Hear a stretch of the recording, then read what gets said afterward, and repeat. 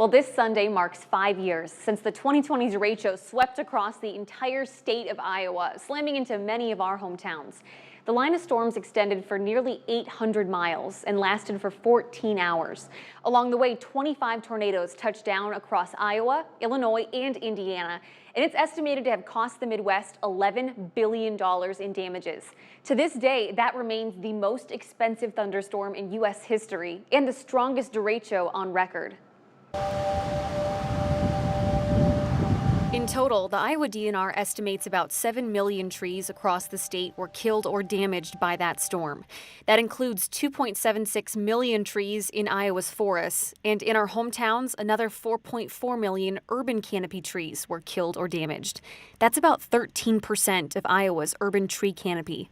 The DNR says that's a huge loss. Those trees are critical to removing pollutants from the air, lowering our air temps, and providing shade, which can help lower our energy bills and pull carbon dioxide from the atmosphere.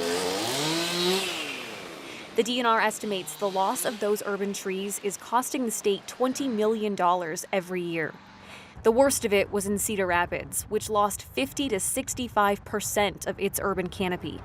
So, what's happened since then? Iowa started giving out money for cleanup efforts through the Rebuild Iowa Infrastructure Fund. Since 2021, the DNR has used $250,000 each year to support community tree planting programs. Today, nearly 9,000 trees have been replanted through that program. It's a great start, but nowhere near the 7 million that were lost or damaged.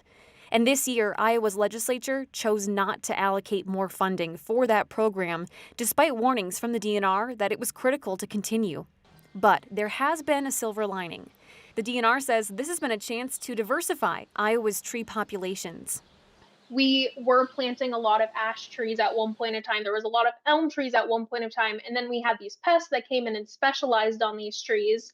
And our canopy took a very big hit because our canopy was very largely these trees. So we kind of want to learn from that in the future and start to regrow our canopy with having a very diverse mix. That way, if we do have another specialist come in, we're just less impacted overall.